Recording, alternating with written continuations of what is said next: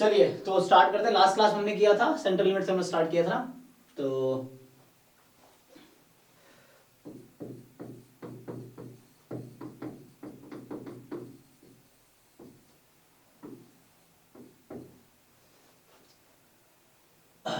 जैसे कुछ क्वेश्चंस देख लेते हैं।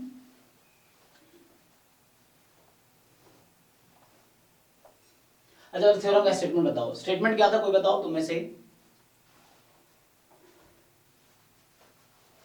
थ्योरम का स्टेटमेंट। तो x पर minus mu upon sigma upon root N convert करेगा z, मतलब जो स्मॉल z होता है स्टैंडर्ड z का एन टेंस। सो ऐसा था कि let x1 x2 xn be IID sequence of random variables, ठीक है ना, with mean mu, ठीक है ना, एंड वेरिएंस मतलब फाइनाइट वेरिएंस होगा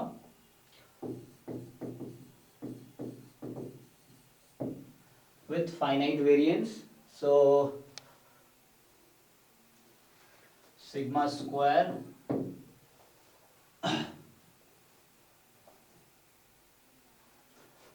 देन ये क्या कहता है। सो मान लो ऐसा है, इफ या लेट, तुम्हें पता है एक्स बार का मीनिंग तो पता है ना। सो एक्स बार इस तरह से लिखो, या तो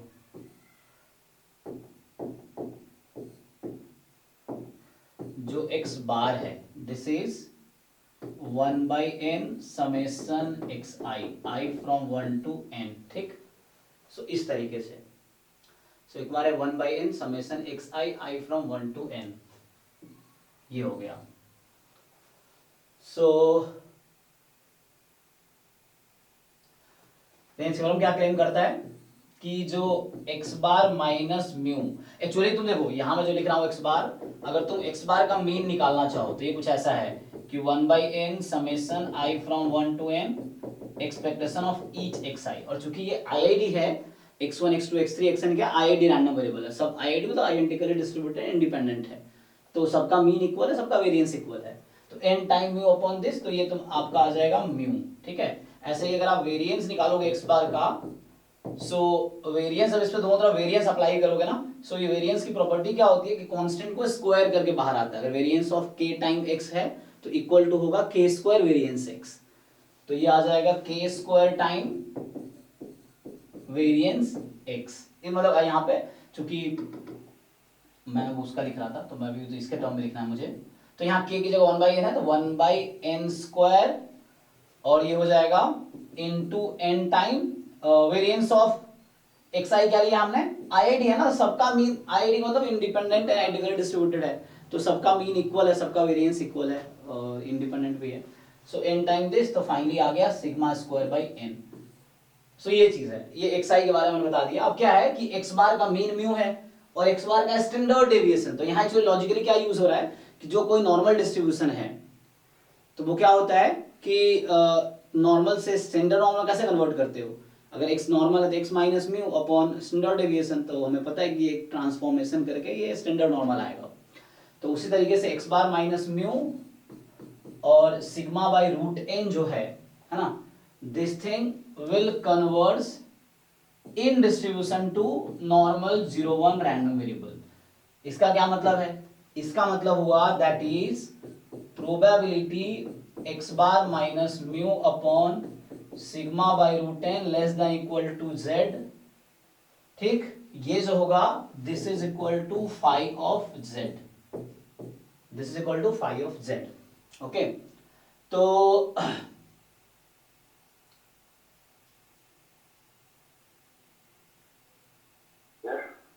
हाँ बोलो। सर यहाँ पर x bar minus mu upon sigma upon root N जो है, ये कोई अगर मानना है तो कोई कैपिटल x है जिसका डिस्ट्रीब्यूशन स्टैंडर्ड नॉर्मल डिस्ट्रीब्यूशन को कन्वर्ट करेगा ना, जब n टेंस टू इनफिनिटी है तब, सो यहाँ लिखना पड़ेगा limit n tends to infinity, यहाँ लिखा नहीं मैंने, यहाँ लिखना पड़ेगा limit n tends to infinity. एक मिनट, सो ये कब है,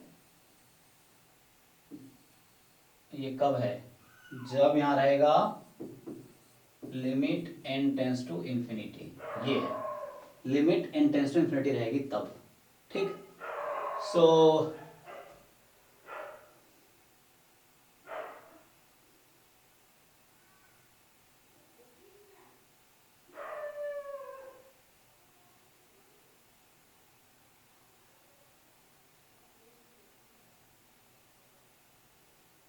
ठीक है। सो ये actually limit n tends to infinity होनी चाहिए। तो ये क्या लिखा है मैंने, इसका सीरीएफ लिखा है, तो ये जो क्वांटिटी जो भी इसका नाम जेड एन बोलते हैं जनरली लोग, तो मान लो ये जेड एन है। सो जेड एन को जो जेड एन लिखी हुई है, तो जेड एन की डिस्ट्रीब्यूशन जो है स्टैंडर्ड नॉर्मल हो जाएगी n टेंस टू इंफिनिटी पे, ये मतलब है।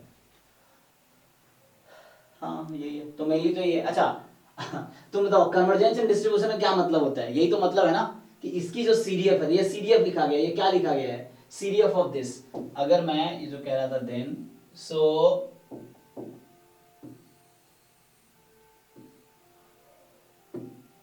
यहां से जो होगी दिस इज जेड एन, ठीक। सो जेड एन जो है X bar minus mu sigma by root N, ठीक है। सो ये है, तो ये क्लेम करता है थ्योरम कि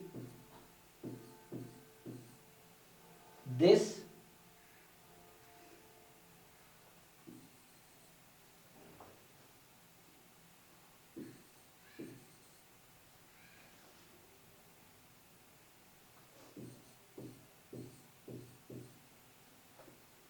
तो मतलब मैं इसको अगर ठीक से फिर से लिखूं, दैट इज, इसको तुम ऐसे भी लिख सकते हो ना, limit n tends to infinity CDF of Z N at Z some point Z, या कुछ और ले सकते हो, t भी ले सकते हो यहाँ पे, if you want you can use some t here, तो यहाँ t हो जाएगा, कोई दिक्कत नहीं है, जो भी नंबर है वो नंबर होगा, है ना। मान लो मैं यहाँ t लिख देता हूँ तो कोई दिक्कत नहीं है, this is phi of t, मतलब you can take any variable, जैसे पहले कैपिटल जेड लिया तुम x ले सकते हो।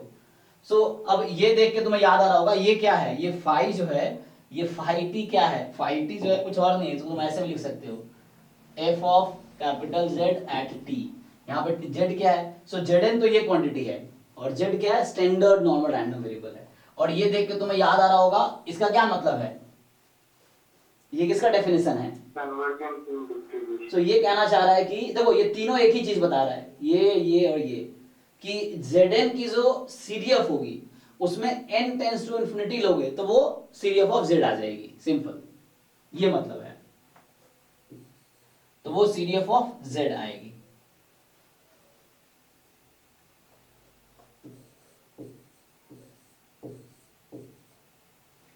ठीक, तो ये आ जाएगी सीडीएफ ऑफ z।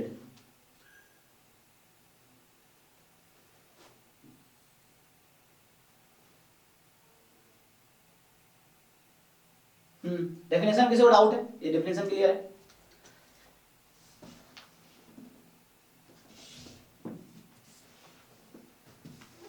देख लो कोई डेफिनेशन में डाउट हो तो बताओ।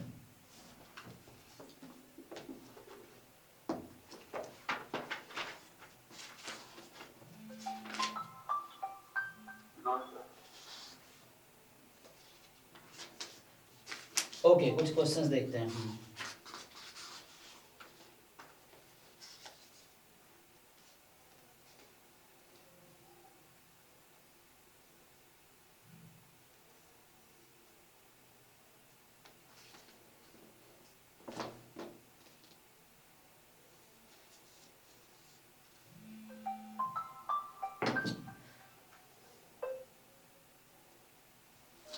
हाँ प्रदीप जी, ठीक है ओके, मैं देख लूंगा। हाँ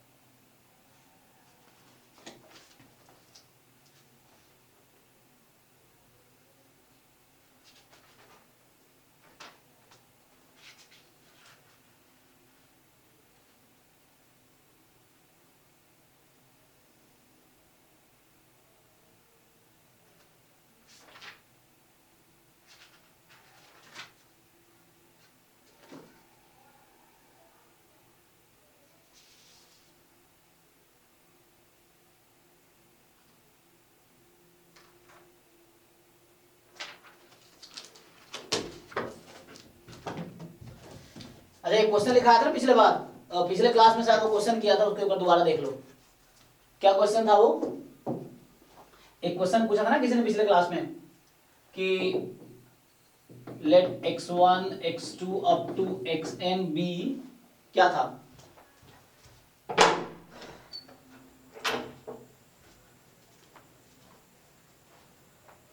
कौन सी सर, वो सीयूटी वाली पेपर का जो है, हाँ वो क्वेश्चन, अरे तुम सीयूटी में ही शायद आया था। हाँ बर्नौली वाला था। हाँ IID बर्नौली पी, ठीक है ना। तो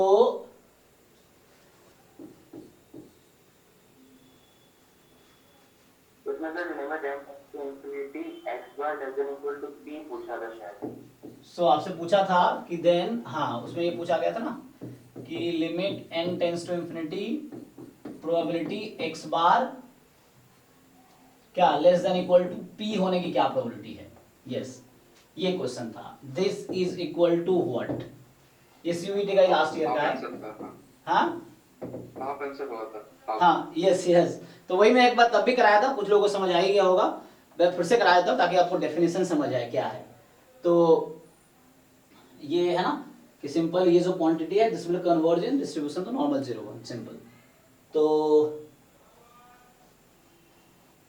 यहां से क्या हो गया अब,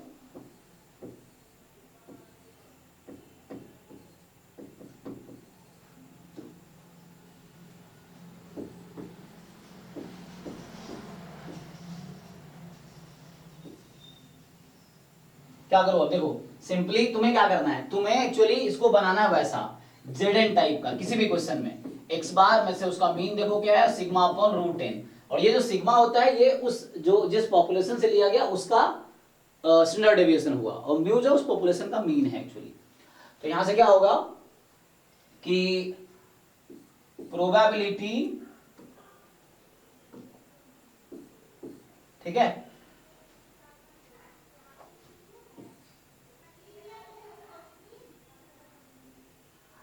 क्या करोगे बताओ, इसका मीन क्या है। तो यहां से पहले पॉपुलेशन की बात देख लो, म्यूज होता है उस जो एक्सआई किसी एक का, मान लो x1 का मीन हो गया। सो कितना है मीन यहाँ पे, बर्नौली में क्या होता है मीन, p, और वेरिएंस कितना होता है, वेरिएंस ऑफ मतलब कोई एक p इंटू p, यही होगा ना। तो यहां से सिग्मा तुम निकालोगे तो रूट इस तरह से हो जाएगा p into 1 minus p। But क्या होगा देखो, अब यहां से x बार माइनस म्यू की वैल्यू कितनी है p, so upon root under sigma by root n, ठीक है ना। तो सिग्मा की वैल्यू क्या है p into 1 minus p upon root n, sigma by root n। अब यहां भी यही राइट साइड में करोगे p minus p upon root under p into 1 minus p upon में रूट n, ठीक, ये हो गया एक्चुअली। अब देखो ध्यान से, इस क्वांटिटी को तुम क्या लिखोगे, इस क्वांटिटी को हम क्या लिखते हैं Zn है एक्चुअली। सो ये कुछ ऐसा हो गया, limit n tends to infinity, इस क्वांटिटी को तुम Zn लिखोगे, और ये क्या है, कितना है ये कैलकुलेट करके, 0 अपॉन समथिंग, 0 ही हो जाएगा।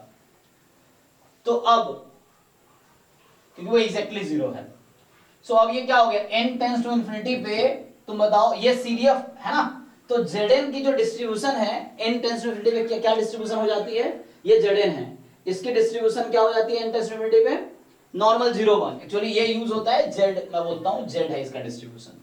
सो लाइक तुम ऐसे भी बुक में लास्ट टाइम लिखा होगा मैंने कि जैसे लिखते हैं लोग Z हैविंग डिस्ट्रीब्यूशन नॉर्मल 0, 1, इस तरीके से, ऐसा है। तो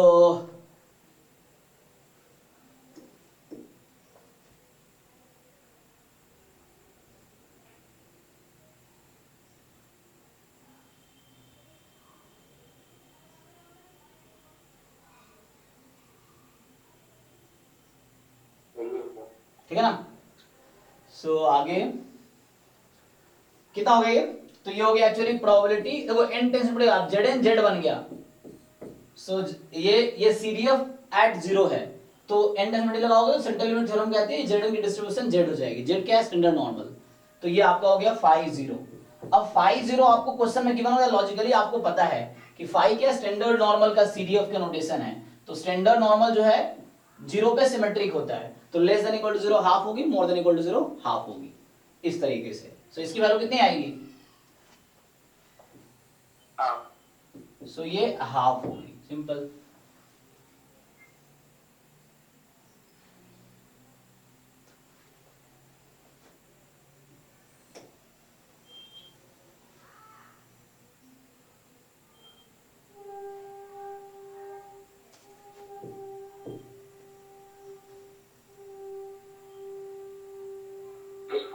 एक्सपेक्टेशन और वेरिएंस हमेशा x बार के लिए निकाल रहे हैं ना कि किसी पर्टिकुलर x के लिए।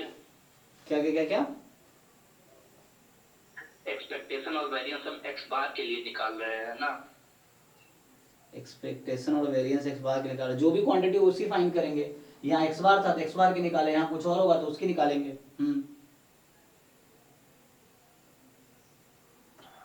फिर वो पूछ रहे कि वहां पर पर्टिकुलर कोई एक्स नहीं होगा ना कभी भी? कहाँ पे? एक्स बार की जगह कुछ भी हो सकता है, एक्स भी होगा तो भी, एक्सन होगा तो भी कोई दिक्कत नहीं है। एक्सन होगा तो एक्सन के निकालेंगे। सर थ्योरम में तो ये बोलता है ना कि जो मीन होता है वो स्टैंडर्ड नॉर्मल की तरफ वो टेंड करता है। वो थ्योरम ना बुक में, तुम अभी बच्चे हो इसीलिए तुम्हें सिर्फ इतना बताया है। जब थोड़े बड़े हो जाओगे या किताब थोड़े अच्छे लेवल की पढ़ोगे तो ये एक्स बार की जगह कुछ भी रख दोगे तो उसके लिए ट्रू है। मैं लास्ट क्लास में लिखाया भी था, जी लिखाया था ना, कि जी रख के दिखाया था लास्ट क्लास में। हाँ, तो चूंकि तो अभी जो भी वो लिखा होगा वो एक सीक्वेंस होगा ना वहाँ पे। यस, वो function of x1 x2 xn होगा, कुछ भी हो सकता है। फॉर एग्जांपल x बार की जगह 1/n समेशन xi स्क्वायर, ये थ्योरम x बार के टर्म में लिखा गया, इन्होंने जिसने डिफाइन किया x बार के टर्म में लिखा है, बट इसके जनरलाइजेशन बहुत सारे और भी हैं। मतलब ये तो बस एक इंट्रोडक्शन हुआ सिंपल थ्योरम का, इसके एक्सटेंशन बहुत सारे डिफरेंट रिजल्ट्स हैं, एक्सटेंशंस हैं। तो तुम्हारे केस में जनरली x बार ही पूछेगा, एग्जाम में हो सकता है सिर्फ x बार ही पूछेगा, या अगर कुछ और भी पूछा तो कोई दिक्कत नहीं, उसमें मीन घटाओ और स्टैंडर्ड डेविएशन से डिवाइड करो, उसका मीन घटाओ और उसका स्टैंडर्ड डेविएशन से डिवाइड करो। इन्होंने x बार के लिए लिखा है यहाँ पे, बट इसके एक्सटेंशन तुम बुक में पढ़ो, इसलिए बुक भी पढ़ना जरूरी। बुक पढ़ो, पर देखो, कुछ समझ ना आए पूछो, अच्छे लेवल्स की बुक है। विकर वैदगी में भी बहुत सारे डिफरेंट थ्योरम्स हैं, एक ये भी होगा, उसके बाद आगे भी होगा, और भी बुक्स कोई भी गुप्ता कपूर में भी होगा। सो इस तरीके से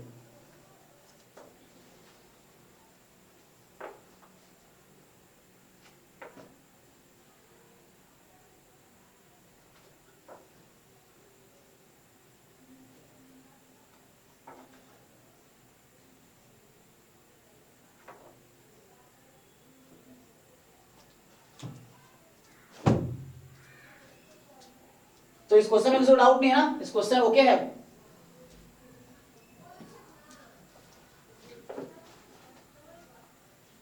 अरे हाँ ना बोलो भाई, तुम लोग ऐसे सब सोए रहते हैं। मैं तो चाहता हूँ कब तुम्हारा बैच खत्म हो, तब इरिटेट हो गया मैं। तो बोलने के लिए बोलना पड़ता है।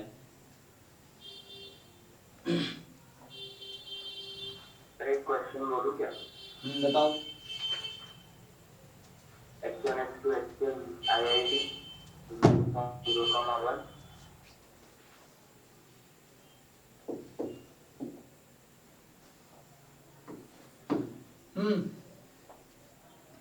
x1 x2 xn IIT 0,1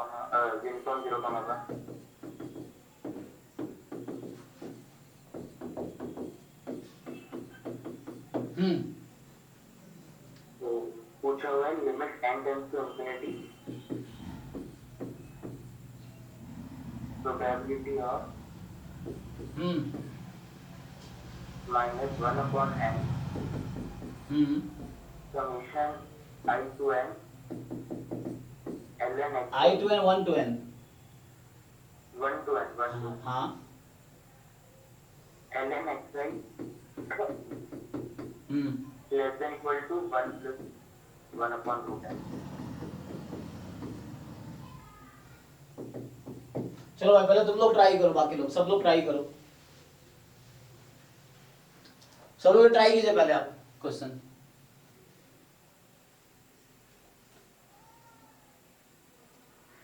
अब यहाँ x बार नहीं है तो ट्रांसफॉर्मेशन कर दिया उसने ना।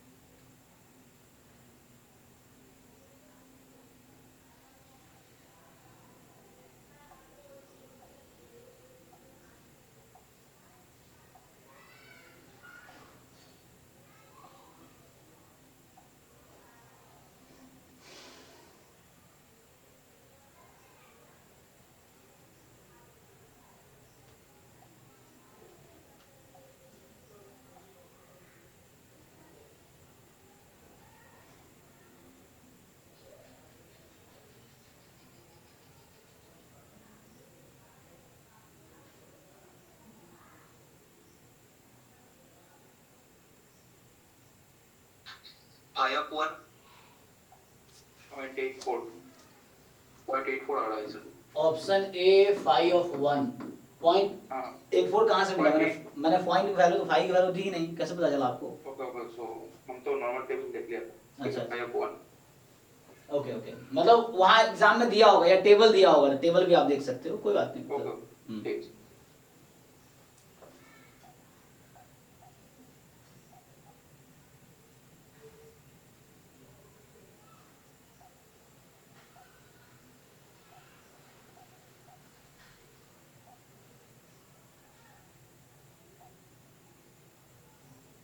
फाइव ऑफ वन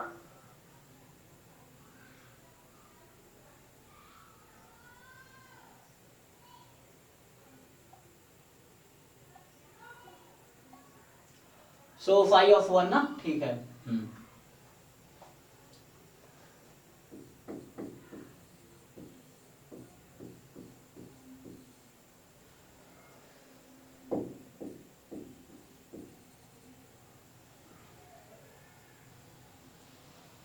सबको समझ आ गया?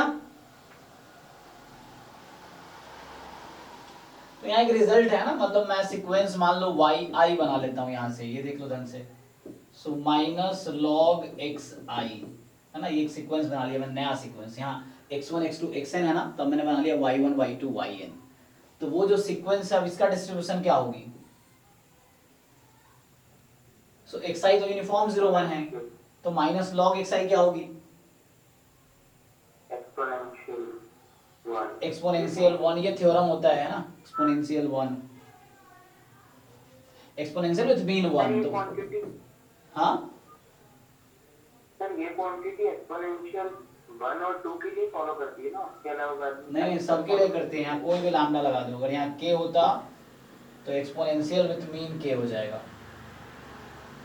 ओके।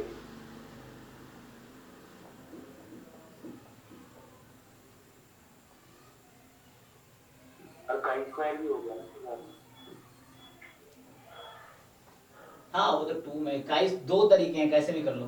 तो ठीक है ना। सो तुम्हारे पास जो सीक्वेंस अब है y1 y2 up to yn, they are IID exponential mu is equal to 1। ठीक, exponential mu is equal to 1।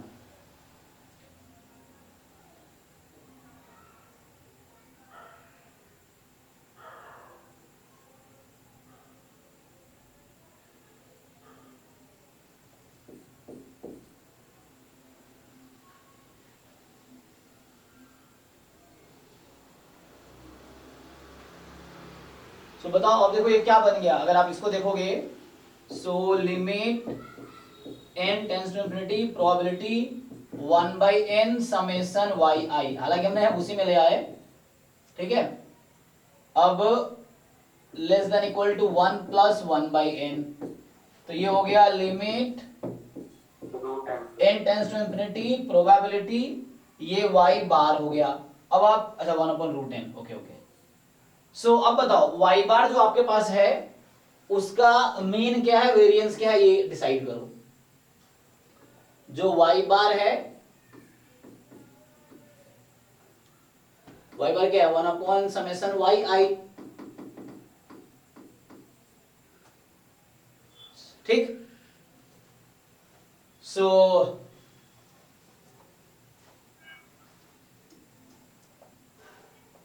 तो y बार का मीन निकालो यहां से, ठीक है ना। सिंपल, आप जानते ही हो कि ईच एक्सपोनेंशियल विथ मीन 1 है, तो e ऑफ y बार जो होगा e ऑफ yi होगा, yi क्या है 1 है, और वेरिएंस ऑफ y बार जो होगा वो क्या होगा, वेरिएंस जी जी नहीं, वेरिएंस 1/n है ना, तो स्टैंडर्ड डेविएशन 1/√n, ठीक है।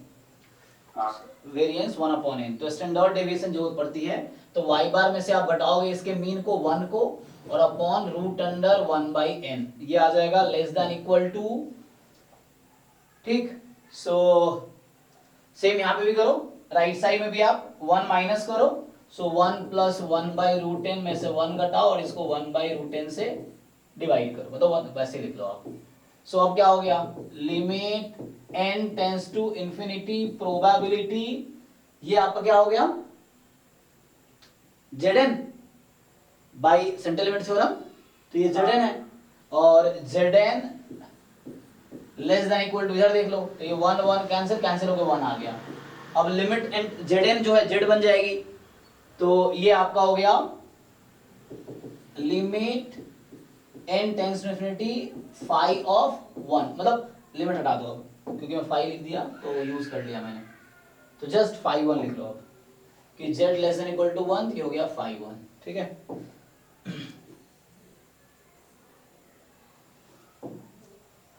ओके, तो ये हो गया फाई 1।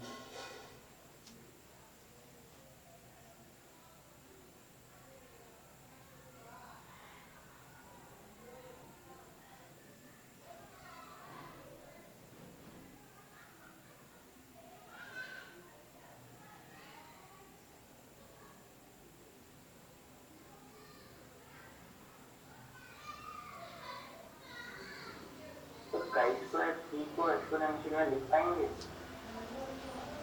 काई स्क्वायर किसको? काई स्क्वायर 3 नहीं, with degree of freedom. Chi square 3 को क्यों लिख पाएंगे? काई स्क्वायर 2 का होता है, chi square 2 is exponential with mean 2। हाँ तो सर उस हिसाब से भी ये क्वांटिटी मतलब एक्सपोनेंशियल 2 जब होगी विद मीन 2 तभी काई स्क्वायर को फॉलो करेगी ना? Yes yes, only at 2। उसके अलावा तो नहीं फॉलो करेगी। जी जी, ये थ्योरम मैंने पहले लिखाए होंगे, बाकी लोगों को भी याद होगा।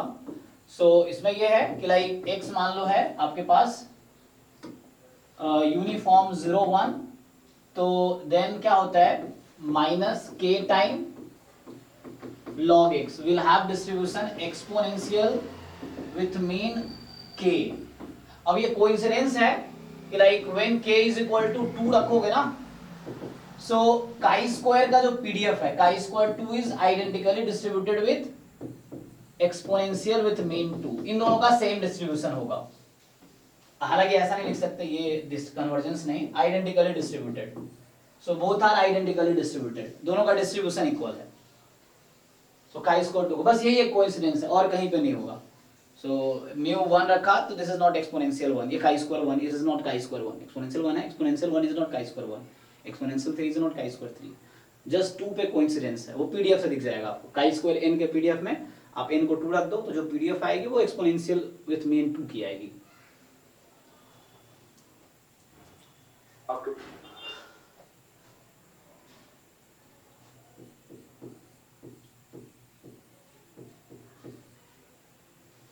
ओके, तो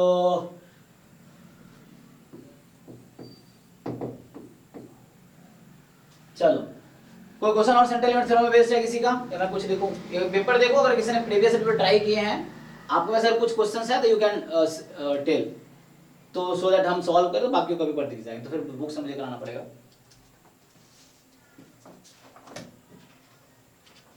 सर एक क्वेश्चन था। जी बताइए, कौन सा क्वेश्चन? सर ग्रुप पे चेक करते हैं। ओके ओके, मतलब कोई भी पेपर में आपको दिखता है उस टॉपिक को भेज दो, चाहे आपका हो भी गया कोई दिक्कत नहीं, उससे क्या बाकियों का एक बार हो जाएगा, उस टॉपिक पे क्वेश्चन हो जाएगा, क्योंकि अब मैं चाहता हूं उसी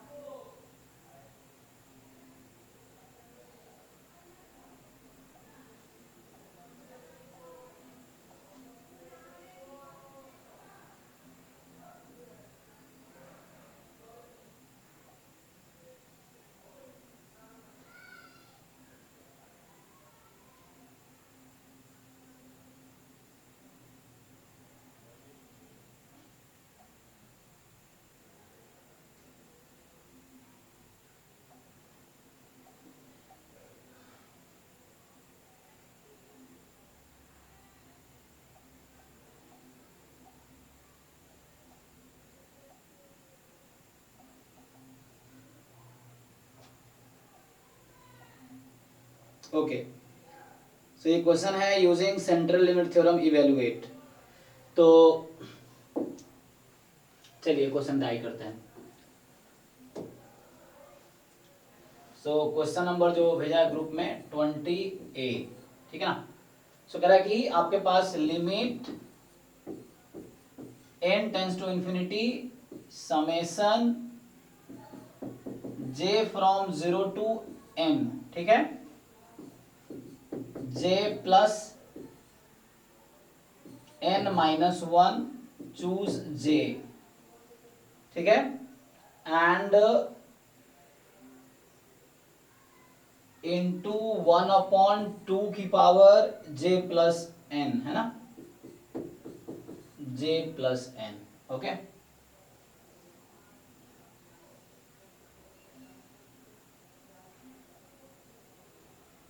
इसकी वैल्यू चाहिए, ठीक है।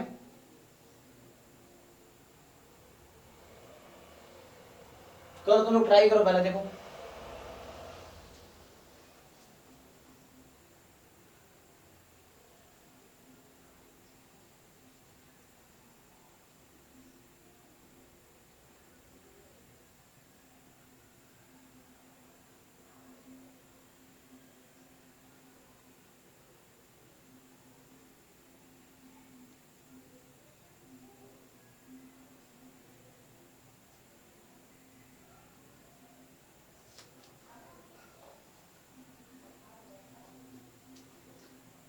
अब 2 मिनट टाइम लो, मैं टाइमर लगा देता हूँ और देखता हूँ कोई आंसर बताता है क्या। ये रहा टाइमर, स्टार्ट करें। सो देखते हैं कितना टाइम लगता है। कोई ट्राई करो और आंसर बताओ, किसी एक का आंसर आता है देन कोई भी ट्राई करके देखो पहले, और नहीं आ रहा तो बताओ। मैं 2 मिनट का टाइम दूंगा, तो देखते हैं।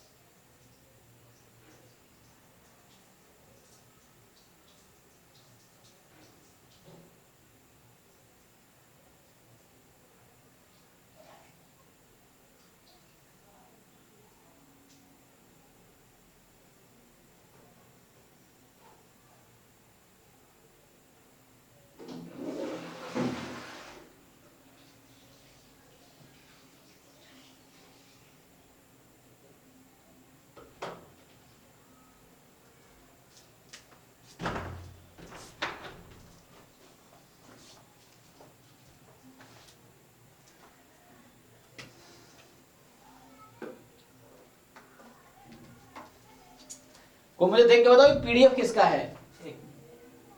कोई बताओ मुझे देख के किसका पीडीएफ या पीएमएफ है, किस डिस्ट्रीब्यूशन का। शायद बाइनोमियल का negative binomial. Yes, negative binomial. चलो काफी हिंट मिल गया, आप ट्राई करो।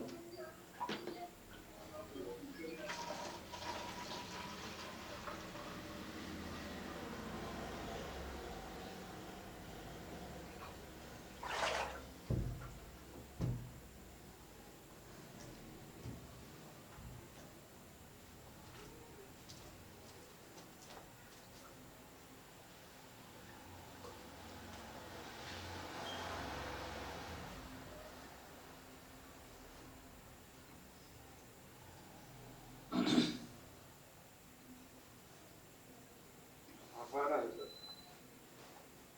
हाफ आ रहा है, ओके।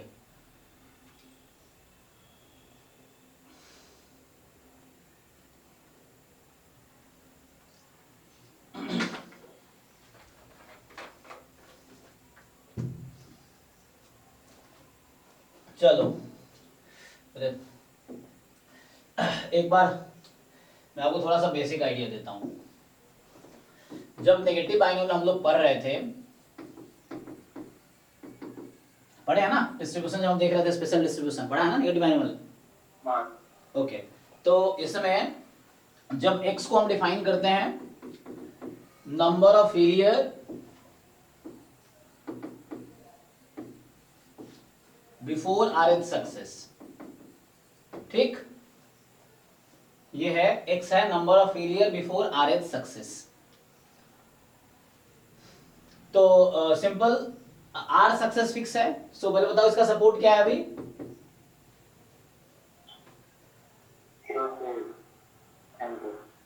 क्यों एन तक क्यों होगा? Number of failure before RH success, RH success आने से पहले कितने फेलियर आ सकता है? तो 0 से R क्यों आर तक क्यों आएगा? आर तो सक्सेस है, तो फेलियर से क्या मतलब है सक्सेस को? R-1 तक।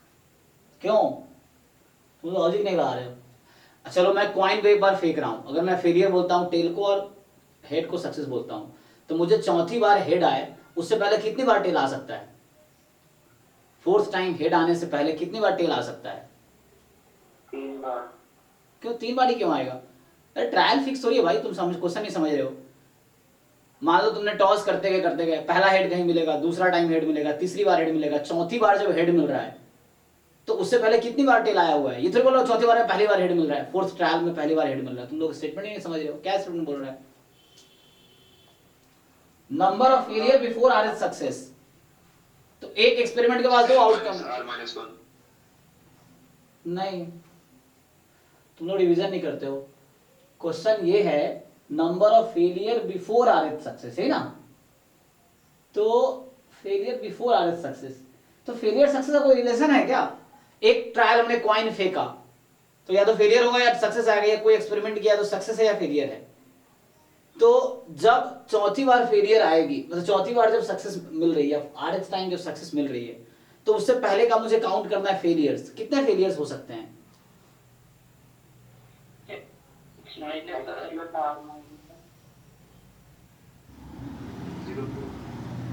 जीरो टू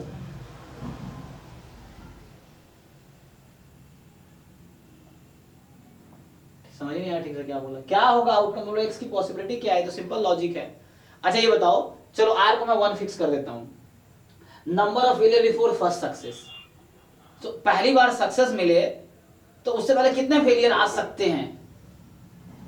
फेलियर नहीं है तो उसके लिए सक्सेस है, तो 0 फेलियर होगा। क्यों 0 फेलियर होगा? मतलब 0 फिक्स हो गया? तो कितना भी हो सकता है।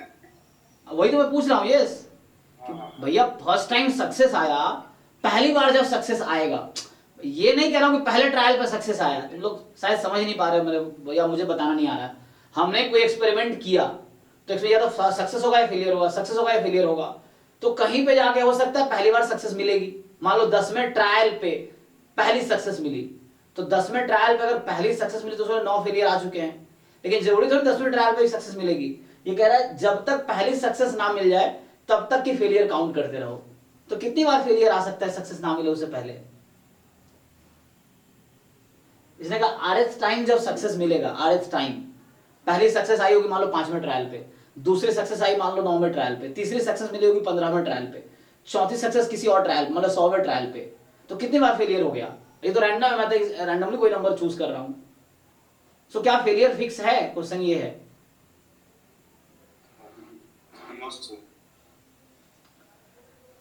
आरएच सक्सेस आने से,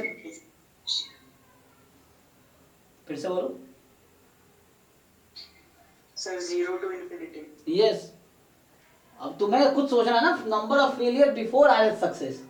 सो सक्सेस आने से पहले फेलियर कितनी बार आ सकता है? फिक्स थोड़ी है, वो तो हो सकता है एक बार भी ना हो सकता है 1 बार 2 बार 3 बार 4 बार, इनफाइनाइट टाइम कुछ भी हो सकता है। कोई फिक्स थोड़ी है कि आरएच सक्सेस हो सकता है 1 मिलियंथ ट्रायल पे आए। सो 0 1 2 वो भी फिक्स नहीं है, कुछ भी हो सकता है। अब यहां पे क्या है सर जी? सर जो आरएच सक्सेस है वो तो फाइनाइट है ना, हाँ कि वो भी इनफाइनाइट है? नहीं आप सही कह रहे हो। देखो आरएच सक्सेस फाइनाइट है, बट आपको क्या पता, मैं आपसे पूछूं जैसे मान लो मैं फेलियर काउंट कर रहा हूं, मैं फिर से क्वेश्चन कर रहा हूं आपसे मैं कि आपने कॉइन को टॉस किया, मैं बोल रहा हूं तब तक टॉस करो जब तक कि हेड ना आ जाए, मैंने कहा आपसे। तो आप मुझे बताओ कितनी बार टॉस करोगे? सर जितनी बार करूंगी, जैसे काफी बार होगा तो वो काउंटेबल होगा ना, मतलब वो बहुत बड़ा नंबर हो सकता है बट वो काउंटेबल तो होगा। वो इनफाइनाइट कैसे हुआ नहीं समझ आया। इनफाइनाइट मतलब 0 to बहुत बड़ा नंबर हो सकता है बट इनफाइनाइट नहीं समझ। तो वही बहुत बड़ा नंबर इनफाइनाइट है। इनफाइनाइट कोई नंबर नहीं है, infinite is just a notation. Infinite एक नोटेशन है जो कह रहा है कोई लिमिटेशन नहीं है। आप जो कह रहे हो वही बात है, जो बहुत बड़ा नंबर आप कह रहे हो कहीं नहीं होगा वही इनफाइनाइट है। इनफाइनाइट एक लिमिट, इनफाइनाइट क्या है? नोटेशन है जिसका मतलब है कि एक नंबर होगा you can not imagine, it's as large as. कोई number infinity is not a number, तो ऐसा थोड़ी बोलेंगे इनफिनाइट ट्रायल इज इनफिनाइट। कभी आपने ऐसा क्वेश्चन देखा है जहां लिखा हो x is equal to infinity की प्रोबेबिलिटी बताओ? ऐसा क्वेश्चन कभी आया क्या लाइफ में? नहीं आएगा। Infinity is not a number. तो वही मतलब है जो आप कहना चाह रहे हो, लाइक वो फिक्स नहीं है, यही तो दिक्कत है, कोई फिक्स नहीं है। You can not fix somewhere, that is not limited. वो कोई नंबर होगा but that you can not fix, that's why ये अनलिमिटेड हो गया कि वो कहीं भी हो सकता है। So we don't know how many failures will come. So it may be as large as possible. So उसको कैसे लिखेंगे हम? लिमिट तो नहीं कर सकते ना। So that's why 0, 1, 2, 3 and so maybe anything. अब मुझे इसमें बताना है कि मान लो x बराबर स्मॉल x, ये निकालनी है कि x नंबर ऑफ फेलियर है, r नंबर ऑफ सक्सेस है, तो टोटल ट्रायल हो गया x प्लस r। x क्या लिख रहा हूं? x नंबर ऑफ फेलियर है, सक्सेस को फिक्स कर रखा है इसने, और फेलियर रैंडम वेरिएबल है यहाँ पे। सो नंबर ऑफ फेलियर और नंबर ऑफ सक्सेस, तो r नंबर ऑफ सक्सेस है, x नंबर ऑफ फेलियर है, तो x plus r minus one. Minus one क्यों कर रहा हूं? क्योंकि लास्ट वाला ट्रायल फेलियर होगा, ये फिक्स है। लास्ट वाला ट्रायल फेलियर होगा, ये फिक्स है। क्यों? गेम वहीं स्टॉप, सॉरी सक्सेस होगा, नॉट फेलियर, सक्सेस ना, rth सक्सेस। तो जहां भी rth सक्सेस आ गया, so that is last outcome, ये लास्ट ट्रायल होगा वो। तो उससे पहले कितने हो गए होंगे? टोटल ट्रायल है x plus R Y, because x is number of failure, r is number of success, total x plus R, but one success is fixed at the end, others may vary between, in between, है ना। सो vary करता है, इसलिए उसका distribution लिख रहे हैं। तो total x plus R minus one trial में से मुझे कितनी बार फेलियर मिल रहा है? x फेलियर की प्रोबेबिलिटी है। सो फेलियर की q x टाइम फेलियर मिला, that x is not limited. आपने जो कहा सही बात है, x कोई फाइनाइट नंबर होगा, कोई नंबर आएगा, लेकिन वो क्या है वो पता नहीं है। You can not fix it, मतलब you can not tell that less than ये होगा। सो और p की पावर कितनी आएगी? सो कितनी बार सक्सेस चाहिए आपको? सो r माइनस वन यहाँ पे ना, हाँ आप r बोल रहे हो बिकॉज इसको इंक्लूड करके, है ना, तो इसको आप इंक्लूड कर लोगे तो r हो जाएगा। सो ये बस बताया आपके जानकारी के लिए। अब इसको देखो, अब इससे कंपेयर करो। तो पहले तो मुझे कोई ये बताओ, देखो तुम नेगेटिव बाइनोमियल, इस केस में बताओ मीन क्या होता है और इस केस में वेरिएंस क्या होता है। जब नंबर ऑफ फेलियर वाला केस है, दो केस है नेगेटिव बाइनोमियल में, एक में नंबर ऑफ ट्रायल काउंट करते हैं। ये ज्योमेट्री का बता रहे हो, इसका बता रहे हो? चेक कर लेना, तुम ज्योमेट्री का बता रहे हो, इसका बता रहे हो? You just verify once. ये करेक्ट है? ओके, मैं बस वेरीफाई करने, कंफ्यूज नहीं होना, वेरीफाई करने पड़ी। सो अब आप क्वेश्चन देखो अपना। So when you see your question, अब आपको आइडिया लग जाएगा। देखो अब ध्यान से, जो मैंने x लिखा वो j लिखा हुआ है इसने, और जो मैं r लिखा वो n लिखा हुआ है। इसका मतलब क्या है कि ये प्रोबेबिलिटी निकाल रहा है कि j number of failure before nth success, j number of failure before nth success. तो इसको ठीक से लिखो। तो ये हो गया limit n tends to infinity, अच्छा ठीक है ना, summation j from 0 to n, ठीक है। अच्छा 0 टू n फिक्स किया, अच्छा n टेंड्स टू इंफिनिटी है, देखो यहाँ इंफिनिटी है हालांकि, but n tends to infinity fix किया हुआ है, तो बाद में इंफिनिटी कर दिया इनको। Okay, so 1 minute, what should I write it? So मुझे क्या लिखना चाहिए? x is equal to what, n या j? j simple. यहाँ देखो, जहां x है वहां, ये जो आपका x है, ये जो x है वो वहां j है। सो ये हो गया j, लेकिन ठीक है, इसको तुम ब्रेक कर सकते थे ना, you can write it like, ये क्या था, ये हाफ की पावर j और हाफ की पावर n, जैसे यहां पे है हाफ की पावर x हाफ की पावर r, तो x की जगह j है और r की जगह वहां n है, तो वही बात है। तो इसीलिए इसको अलग अलग कर सकते थे आप। तो ये नेगेटिव एलिमेंट आएगा। तो ओके, अब मैं इसको क्या लिख सकता हूं?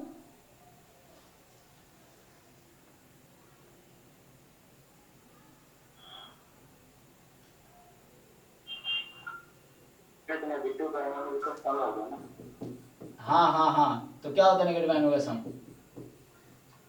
बोलो भाई, वो मत करो। देखो सो x j की वैल्यू कहां से कहां तक जा रही है? 0 to n। तो ये क्या है? x बराबर 0 प्लस x बराबर 1 प्लस x बराबर 2 अप टू x बराबर n, यही ना? तो मैं एक साथ क्या लिख सकता हूं इसको?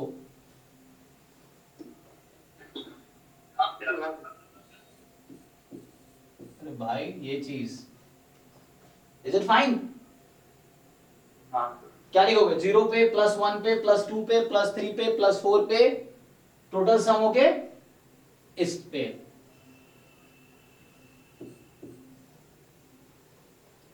अब देखो तुम जो पूछ रहे थे x बार ही होगा क्या हर बार? x बार नहीं है, x है सिर्फ। अब यहाँ क्वेश्चन में तुम्हें बोला गया है कि सेंट्रल लिमिट थ्योरम ही लगाओ, तो सिंपली तुम ज्यादा दिमाग नहीं लगाओ, n वेरी लार्ज है, इसका मीन सब्ट्रैक्ट करो और सो मीन क्या आएगा? देखो इस लॉजिक से यहाँ तुम्हारा pq हाफ हाफ है, सो तो मेन n आएगा। pq हाफ हाफ है और r की जगह n है, तो आपका मीन यहाँ पे n हो गया और वेरिएंस वेरिएंस 2n होगा। 2n होगा। ओके, तो देखिए सबको समझ आ रहा है? x नेगेटिव बाइनोमियल है, अब उसका मीन निकाल लो। So limit n tends to infinity, probability x minus mean n, variance 2n, तो 2n का रूट। सेम यहाँ पे करो, n माइनस n और अपॉन रूट अंडर 2n। अब बताओ क्या आंसर आया? पिछले क्वेश्चन की तरह ही हो गया अभी तो, 5 0 is equal to half। ठीक है ना? दिस इज zn जिसकी लिमिट z हो जाएगी और दिस इज 0, तो दिस इज 5 ऑफ 0, ये हो गया।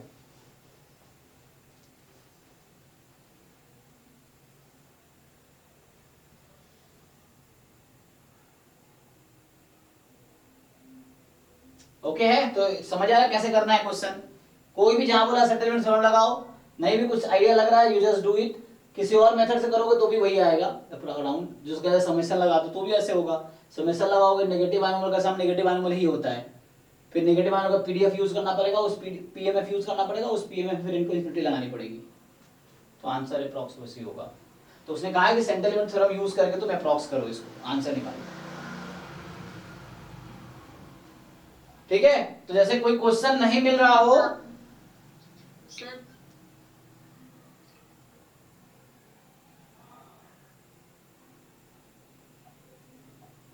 हाँ क्या बोले आप?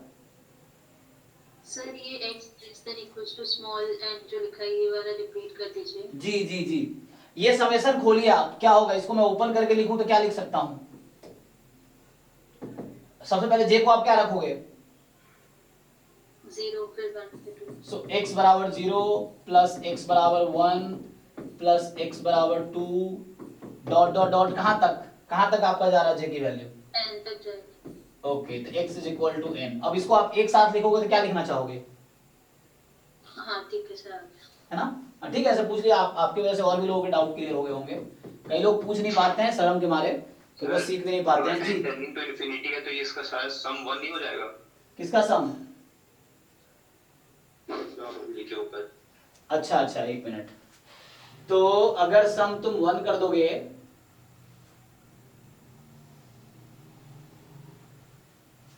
क्वेश्चन सही लिखा ना हमने? पॉइंट तो तुम्हारा भी ठीक लग रहा है, तो इसमें क्या गलती, कैसे क्यों बोला है इसने? अच्छा, इसमें आंसर दिया होगा क्या? आंसर देखना पड़ेगा है कि नहीं है। आंसर है तुम्हारे पास?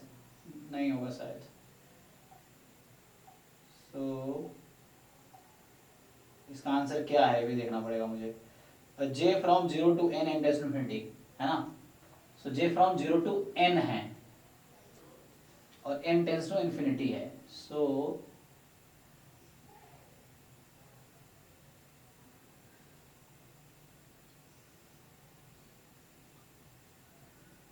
अच्छा, 50 कितना आया था अप्रॉक्स?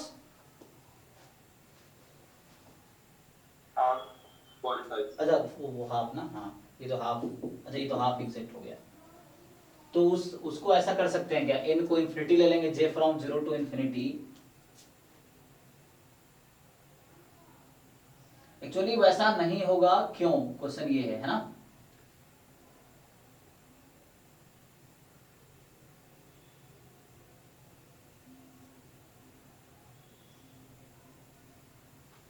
जीरो में नहीं हो सकता क्या? क्या क्या? जीरो नहीं हो सकता। नहीं नहीं, तुम क्या क्वेश्चन, क्या जीरो नहीं हो सकता? j इक्वल टू 0 तो हो सकता है। नहीं ये ओके है, कोई दिक्कत नहीं है, जे जीरो हो सकता है। क्वेश्चन इसका ये है कि एन को अगर मैं इन्फिनिटी रख दूं तो पीएमएफ का सम तो 1 होता है ना, सो वो क्यों नहीं हो रहा है, यही पूछ रहे हो ना आप? Yes sir. हाँ, तो 1 क्यों नहीं लिख पा रहे हम? हाँ, जैसे होता है कि नॉर्मली जैसे अगर ये पीएमएफ है, क्योंकि हमने लास्ट डेस्क पेज पे लिखा है, तो जैसे मैंने कहा ये पीएमएफ है, तो मुझे ये पता है कि समेशन एक्स फ्रॉम, हमने क्या लिया था, नंबर ऑफ एरिया ना, टिल आरएच सक्सेस, तो 0 से स्टार्ट किया, इट्स ओके, क्योंकि हो सकता है एक भी फेलियर ना आए, 4 लगातार 8 टाइम सक्सेस ही आ जाए, तो सपोर्ट में कोई दिक्कत तो नहीं है। सो हम लोग ये जानते हैं this is 1 by definition of PMF, है ना, और probability x is more than 0 ये होना चाहिए, बात तो ठीक है। तो हमसे एक्चुअली क्या है कि 1, लेकिन मुझे लग रहा है कि इसने इसको अप्रॉक्स करने को कहा है। तुम देखो सेंट्रल लिमिट थ्योरम में क्या होता, तुम्हारा भी पॉइंट सही है, अगर नहीं लिखा होता कि सेंट्रल लिमिट थ्योरम लगाओ तो क्या होता है, सेंट्रल लिमिट थ्योरम से बोला है करने को, तो यही होगा, क्योंकि एक्चुअली अब लॉज, हाँ सर वो तो तब होता ना जब हम पहले लिमिट अप्लाई कर देते हैं, इसमें तो लिमिट हम एकदम एंड में अप्लाई कर रहे हैं, जब अपने पास वो फॉर्म बन जा रही है, तो वो तो स्टैंडर्डाइज फॉर्म है ना सर। यस वही बोल रहा हूँ कि जब एक्चुअली ये एक टाइप का तुमने अप्रोक्सीमेशन किया है, ये अभी क्या किया, एक टाइप का हमने अप्रोक्सीमेशन किया, अभी क्वेश्चन में लिखा है यूजिंग सेंट्रल लिमिट थ्योरम, तो हमने सेंट्रल लिमिट थ्योरम लगाए हैं जबरदस्ती, जबकि तुमने थ्योरम देखा होगा तो वहां क्या एक्स बार का, जो कोई कह रहे थे ना कि हर बार एक्स बार ही होगा, क्या यहाँ पे एक्स बार है नहीं, है ना, और जो तुम्हारा क्या बोलते हैं, ये जो नेगेटिव बाइनोमियल है, क्या ये नॉर्मल बनेगी कभी? क्वेश्चन ये है कि नॉर्मल कब बनेगी ये?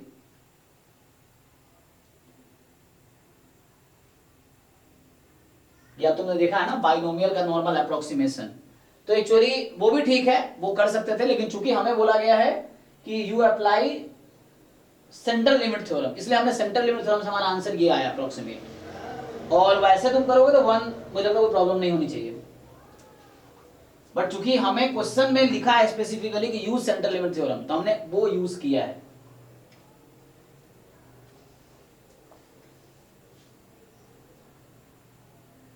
हाँ, अब ये बोला कि n tends to infinity limit लगा रखा है, एक्चुअली यहाँ लिमिट इन्फिनिटी ही लिख देता तो मतलब कोई दिक्कत नहीं है, मुझे लगता है कि मतलब वही है इंडायरेक्टली,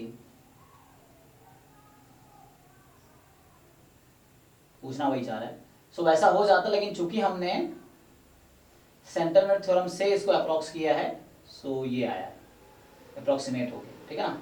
ऐसा ज्यामिति भी नॉन-नेगेटिव नहीं लिख सकता हूँ, क्योंकि सर ऐसा ना जैम में भी बाइनोमियल का क्वेश्चन है, हाँ हाँ उसमें भी सर इंफिनिटी नहीं हो सकता, एनी देगा। ओके ओके, मतलब ये एंड कुछ भी हो सकता है यहाँ पे, लेकिन एंड में तुम्हें एंड को इन्फिनिटी करना है, तो यहाँ पे हमने क्या किया, मीन निकाला, इसका मीन सबट्रैक्ट किया, ओके, तो ये हो गया 0, तो 5 0 z लेस देन 0, प्रॉब्लम क्या है? हमने तो सर जेडन पर लिमिट लगाई ना। हाँ हाँ सही बात है,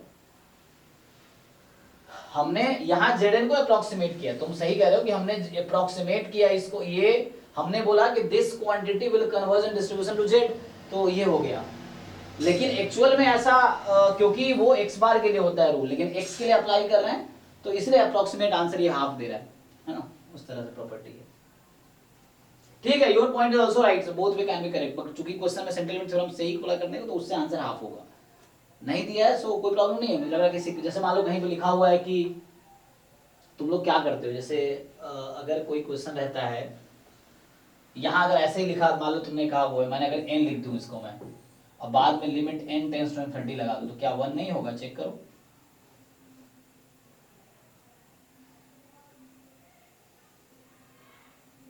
ये तो बनी होगा ना। हाँ तो वही तो वहां भी है, सो कोई दिक्कत नहीं है, ठीक है, क्योंकि क्वेश्चन में स्पेसिफाई किया हमने, इसलिए ये किया है, वैसे कर सकते हैं, तो सेंट्रल लिमिट थ्योरम से अप्रोक्सीमेट करना था, तो हमने वो किया। और भी क्वेश्चन है? अच्छा, एक और डाउट किसी का आया था, किसका डाउट था ये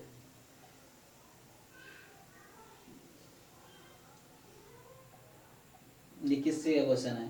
the probability density function of all find mgf of x, हाँ तो इसमें mgf में दिक्कत है, सर इसकी लिमिट में दिक्कत है।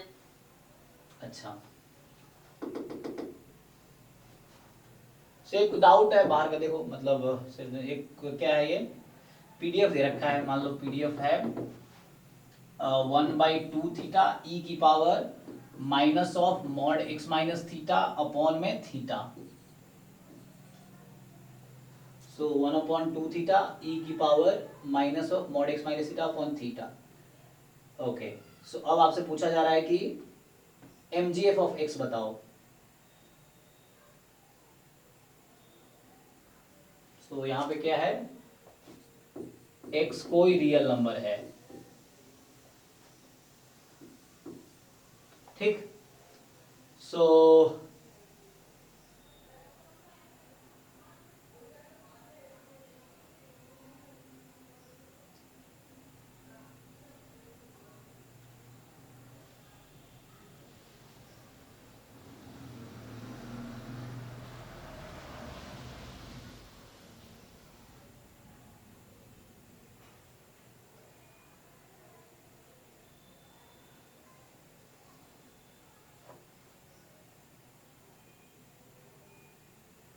क्वेश्चन क्या है? इसका mgf निकालना है, सो mx t,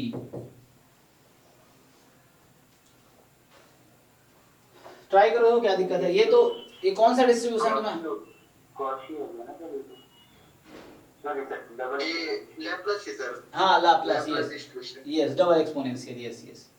सो आप इसका mgf निकालो। सो यू ट्राई फर्स्ट, उसके बाद दो चीज ये पूछा, mgf क्या है, पूछा ex क्या है और वेरिएंस क्या है, ex स्क्वायर क्या है, तो वही बात, उससे वेरिएंस आ जाएगी। सो ex स्क्वायर क्या है, सो mgf से दोनों आ जाएगा। So first you find mgf, तो क्या दिक्कत है इसमें, इंटीग्रेट ही तो करना है, आप पूरा लिमिट ले लो x, अच्छा सॉरी इसमें क्या है हमारे पास, डेफिनेशन क्या है, पहले डेफिनेशन देख लो।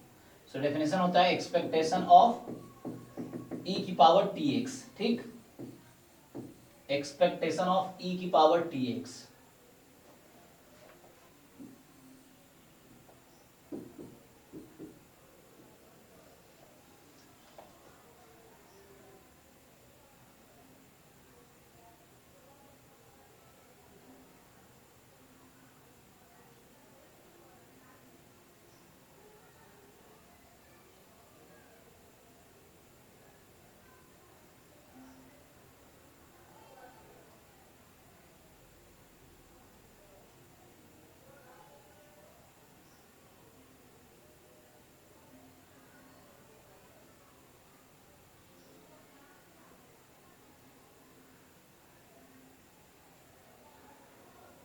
ट्राई करो तुम लोग, ट्राई करो, बस इंटीग्रेट ही तो करना है।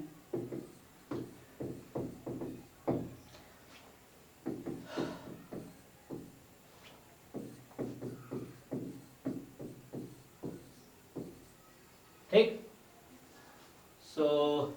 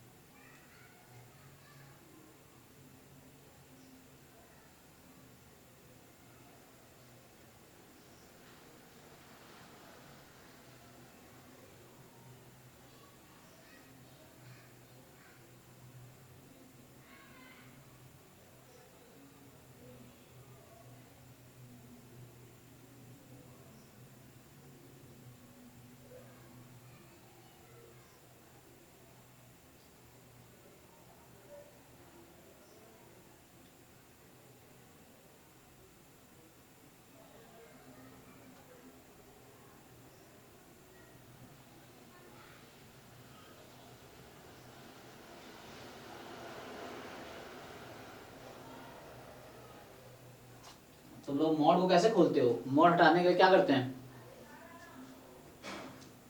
आंसर वही 0 इनफाइनाइट। अरे ब्रेक करो भाई इसको, इंटीग्रेशन को।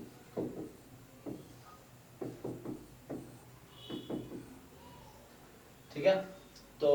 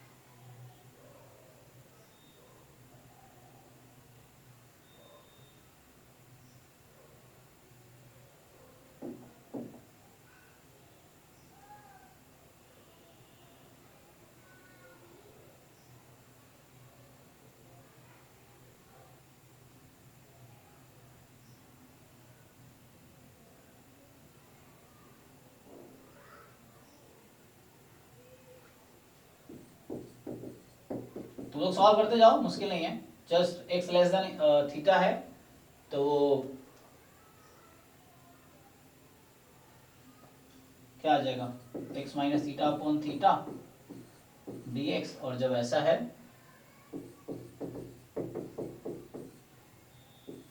सो एक्स मोर देन थीटा है यहाँ पे, तो जस्ट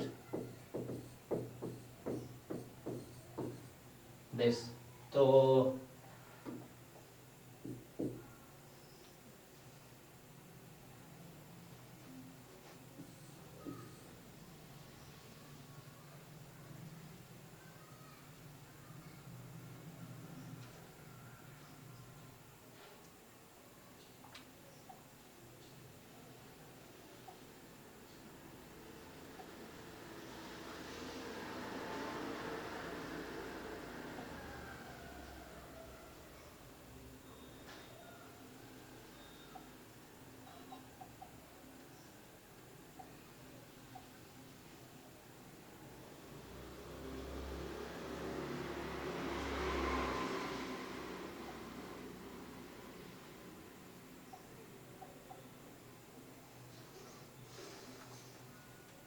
इसमें क्या दिक्कत आई थी आपको, इसके बाद क्या दिक्कत है इसमें, चार्ज करना। सर आंसर मैच नहीं कर रहा था। अच्छा, तो अब तो इंटीग्रेशन रह गया बस। तो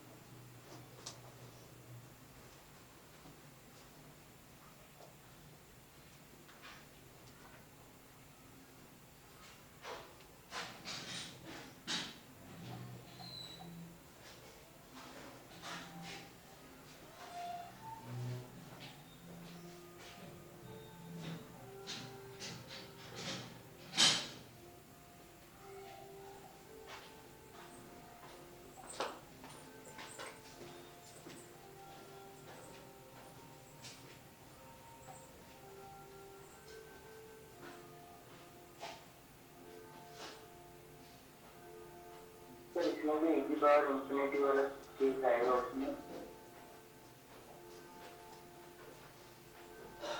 हाँ इन्फिनिटी केस क्यों आएगा, तो यहाँ से क्या होगा,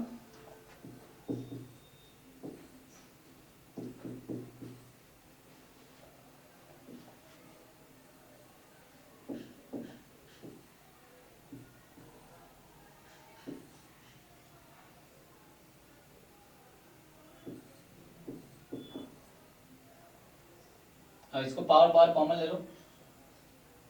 सो एक्स कॉमन ले लो तो क्या बचेगा, थीटा की पावर मतलब p plus 1 upon theta. Into e की पावर -1 है हाँ dx, तो इसको बाहर भी कर सकते हो, अब इससे डिवाइड कर लो, प्लस थीटा से इन्फिनिटी, सो 1/2 थीटा, और यहाँ हो जाएगा e की पावर क्या आ जाएगी, t माइनस 1/थीटा x, और e की पावर 1 dx। अब तो इंटीग्रेशन इजी है, इसको डिवाइड करो इससे। अब क्या होगा, जब इन्फिनिटी रखोगे तो वो क्वांटिटी पॉजिटिव होनी चाहिए ताकि जीरो हो जाए।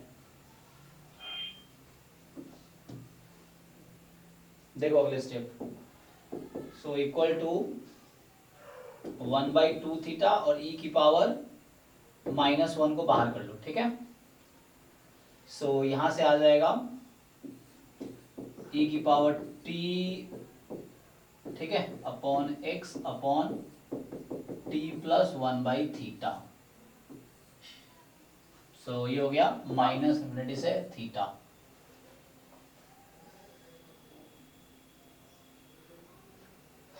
प्लस वहाँ हो जाएगा e अपॉन 2 थीटा, e की power t minus 1 upon theta x upon t minus 1 upon theta, और आ जाएगा थीटा से इन्फिनिटी,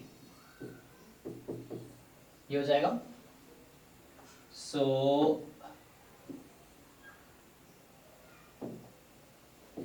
इक्वल टू e की पावर 3 इसमें रखो थीटा जगह है ना, तो e की पावर t प्लस 1/थीटा इंटू थीटा, अच्छा ये तो है ही t प्लस 1/थीटा रहने दो, ठीक है। आगे माइनस, ये जीरो हो जाएगा। जीरो कब होगा, जब ये क्वांटिटी पॉजिटिव होती है, यहाँ कंडीशन लिखा रहा होगा t प्लस 1/थीटा should be more than zero. क्यों, क्योंकि जब x को -∞ रखोगे सो ये क्वांटिटी जीरो कब होगी, जब ये पॉजिटिव होगा। सो t plus 1 should be positive, तो ये तो जीरो हो गया, खत्म। अब आगे प्लस e अपॉन 2 थीटा, यहाँ रखो इन्फिनिटी। सो देखो अभी इन्फिनिटी रखोगे तो इसको नेगेटिव होना पड़ेगा, क्यों, क्योंकि e की पावर -∞ जीरो होती है, e की पावर प्लस इन्फिनिटी भी हो जाएगी। तो एग्जिस्ट कब करेगी क्वांटिटी, जब this quantity should be negative. क्यों नेगेटिव होनी चाहिए, x को तुम प्लस इन्फिनिटी रख रहे हो, तो मान लो -2 इंटू इन्फिनिटी -∞ हो जाएगी, तो जीरो हो जाएगी वैल्यू पूरी। तो t माइनस 1/थीटा को नेगेटिव होना चाहिए। सो यहां से क्या होगा कि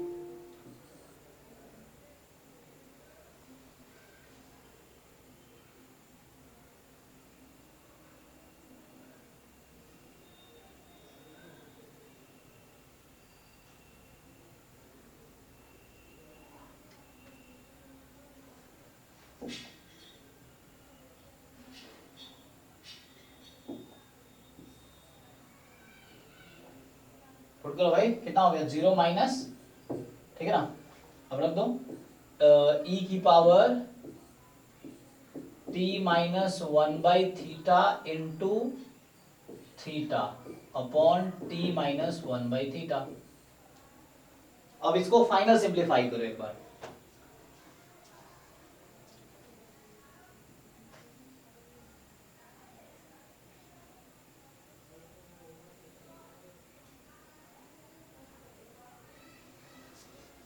भैया तुम सिंप्लीफाई करके बताओ फाइनल आंसर क्या आ रहा है। सो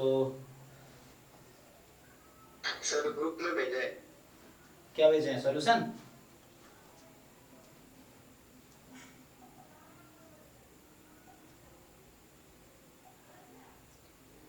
So this is final answer. Okay. So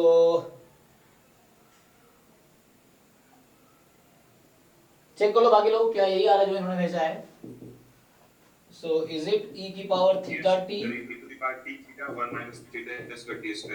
okay अच्छा, ऐसे स्टैंडर्ड बुक में मिल जाएगा, गूगल कर दो भी मिल जाएगा कि जो लाप्लास क्या बाई डबल एक्सपोनेंशियल है, ये लाप्लास डिस्ट्रीब्यूशन है, उसका एमजीएफ क्या, गूगल पे भी मिल जाएगा, तो उसको मैच कर सकते हो। और देखो यही आ रहा है क्या तुम्हारा भी, मेन क्वेश्चन है क्या समझ आ रहा है तुम्हें। तो यहाँ से t की वैल्यू एक तो लेस देन 1/थीटा है, मोर देन -1/थीटा है, तो यहाँ क्वांटिटी ये है कि मॉड t शुड बी 1/थीटा, है ना। तो ये है, ये कंडीशन है, इस कंडीशन पे ये। देखो भाई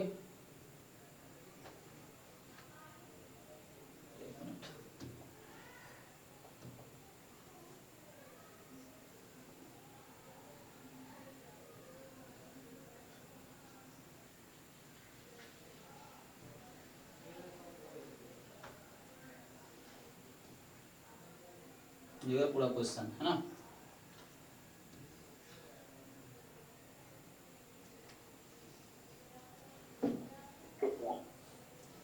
ठीक है, सो समझ आया जी आपको, इनका डाउट था। देखो इसमें कुछ डाउट है, क्या समझ नहीं आया पूछ सकते हो आप। हाँ ना बोलो भाई, किसका डाउट है? सुरभि का। कोई और डाउट है किसी को? आगे बढ़े। Yes sir. हाँ ठीक है, तो अब मेन वेरिएंस क्या है तुम्हें पता ही है, EX क्या होता है। इसको डिफरेंशिएट करो t के रेस्पेक्ट में, t को 0 पुट करो। सो जो भी mxt आया है हमारे पास, you differentiate it and put t is equal to 0। जो EX स्क्वायर है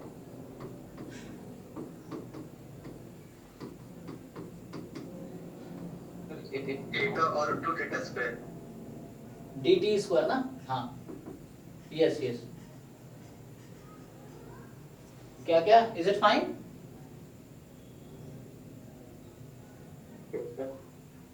यस सर, यहाँ तक तो सही है। सर एक डाउट है, बोलो।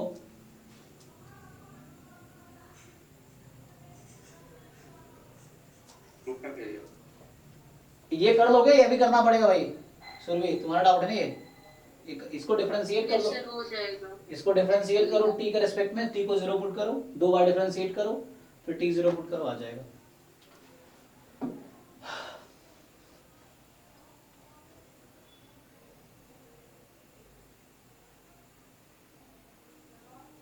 सर एक मिनट, हम t0 पुट क्यों कर रहे थे इसमें? वो रिजल्ट होता है, तो मोमेंट जनरेटिंग फंक्शन को t के रेस्पेक्ट में डिफरेंशिएट करो तो आंसर t के टर्म में आएगा। लेकिन EX तो कांस्टेंट होता है ना, तो ये फॉर्मूला है कि जितनी बार डिफरेंशिएट करो और t को 0 पुट करो वो मोमेंट मिलेगा। MGF वो डेफिनेशन से क्लियर हो जाता है। तो आप एक बार MGF वाला टॉपिक जाके पढ़ो जो हमने कराए होंगे, या बुक में एक बार देखो, आपको समझ आएगा क्या है। और अगर नहीं समझा फिर पूछो आप, ठीक है, और ट्राई करो। सो ये रिजल्ट होता है, जब भी आपको EX स्क्वायर चाहिए, सो आप पहले इसको डिफरेंशिएट करो MGF को, and then you put t is equal to 0।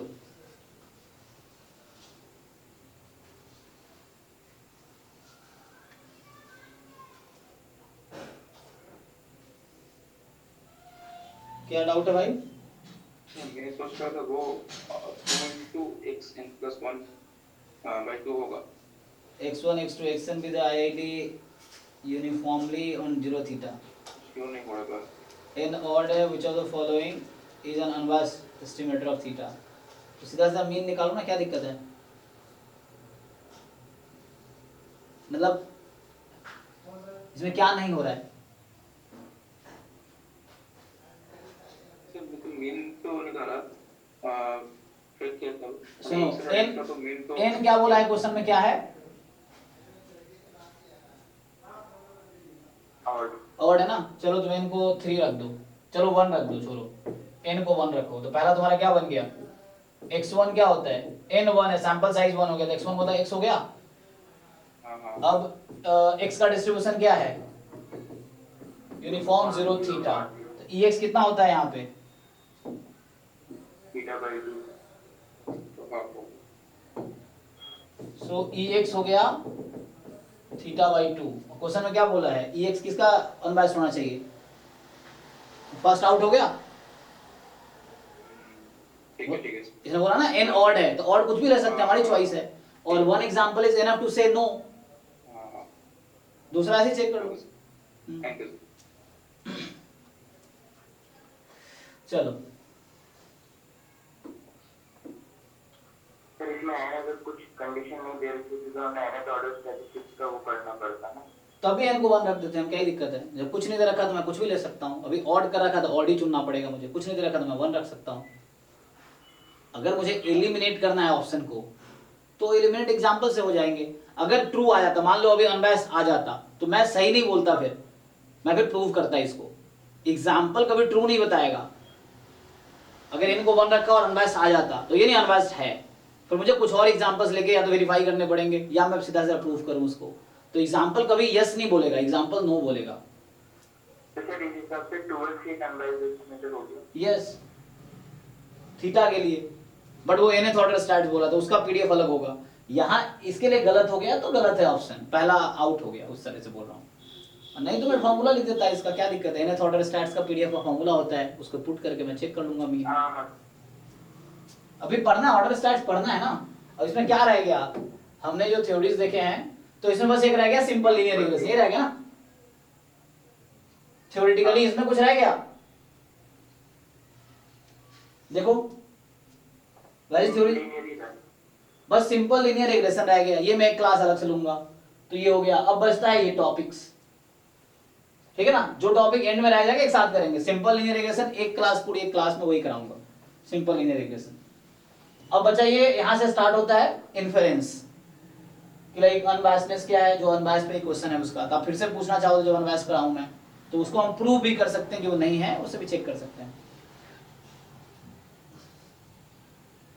सो अनबायस्डनेस क्या होता है, कंसिस्टेंसी क्या है, इफिशिएंसी क्या है ना, मेथड ऑफ मोमेंट एस्टिमेटर क्या है, मेथड ऑफ मैक्सिमम लाइक्लीहुड क्या है, सफिशिएंसी क्या है, फैक्टराइजेशन थ्योरम क्या है, completeness, Rao Blackwell, Lehmann Scheffe, UMVUE, Rao Cramer, confidence interval.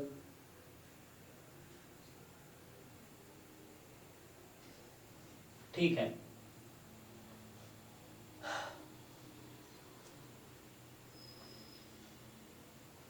TOT 2022 में कंपोजिट वर्सेस कंपोजिट के भी कुछ केस थे शायद।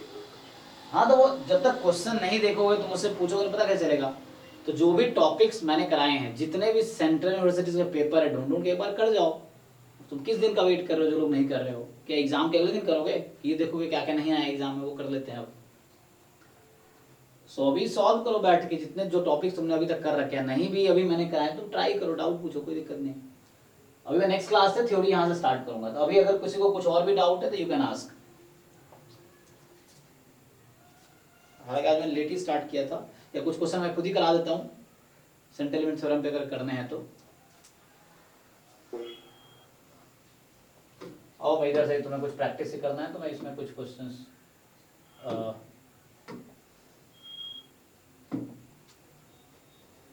इसमें से करा देता हूँ।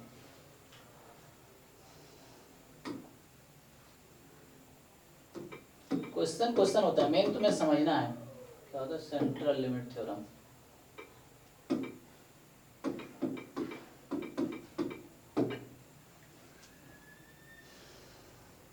चलो ट्राई करो, क्वेश्चन नंबर 12 ट्राई करो। अब क्वेश्चन दिख रहा है सबको?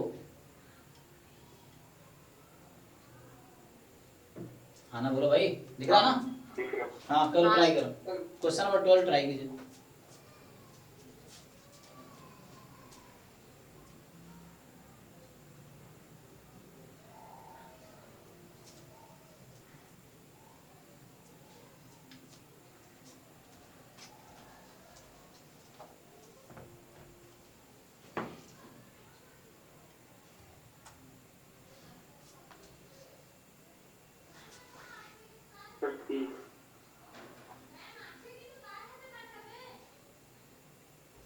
Okay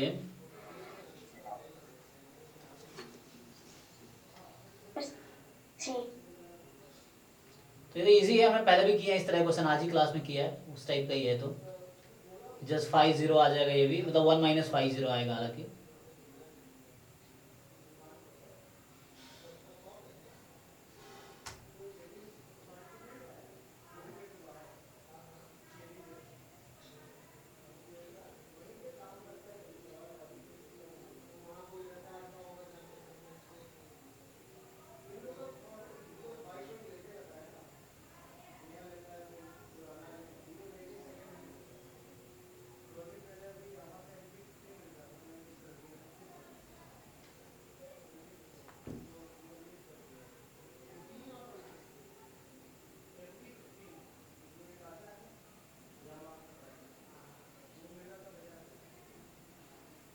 So C.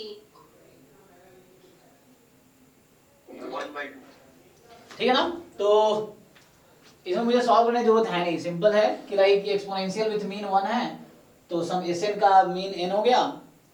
सो Sn minus mean n, Sn minus n more than n minus n, 0 more than 0 पर समथिंग क्या ही फर्क पड़ता है। तो Sn मोर देन 0, तो यहाँ से मतलब more than Z more than 0 आ जाएगा, तो 1 माइनस 5 0 हाफ होता है, तो 1 माइनस हाफ हाफ। तो इस तरह के क्वेश्चंस हैं, आप प्रैक्टिस कर सकते हो। आप सेंट्रल यूनिवर्सिटीज के पेपर उठाओ, उसमें देखो कैसे क्वेश्चंस आए हैं, इतने सारे पेपर्स अवेलेबल हैं। ये आप कौन सी पीडीएफ से करवा रहे हो कुछ? ये जैम और गेट के प्रीवियस ईयर पेपर्स हैं।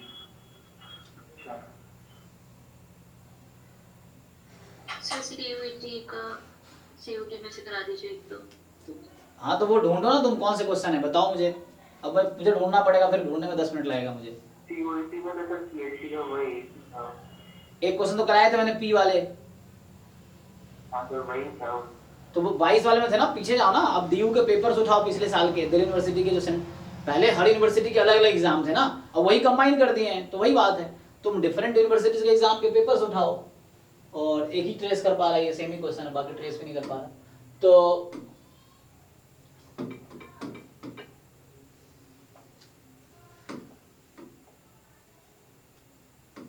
ये सीक्वेंस के भी क्वेश्चन आ जाएंगे इससे।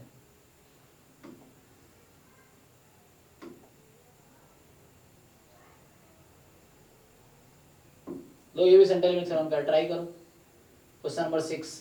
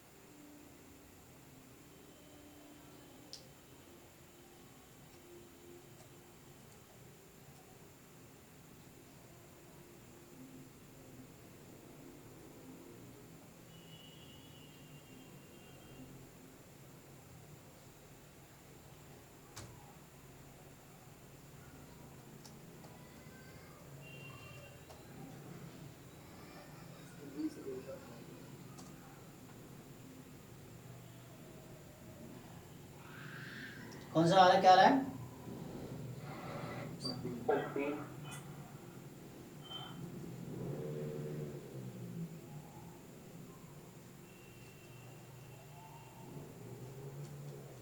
Sir A.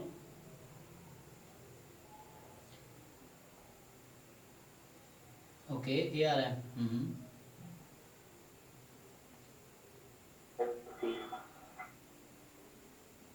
A B C तीनों आ गया।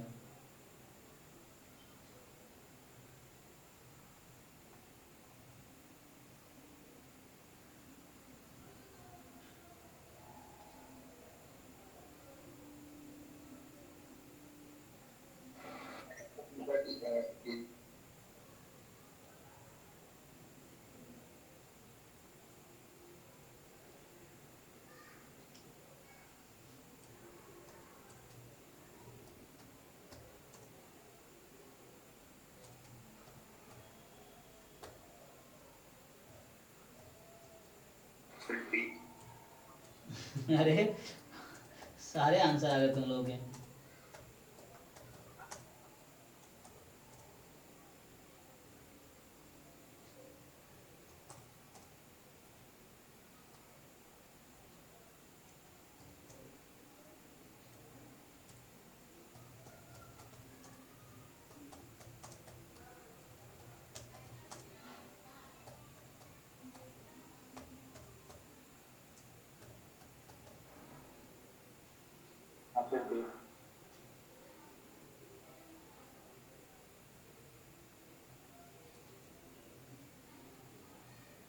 सर मेरा भी ए नहीं दिया है।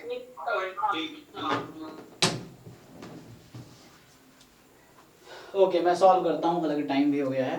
तो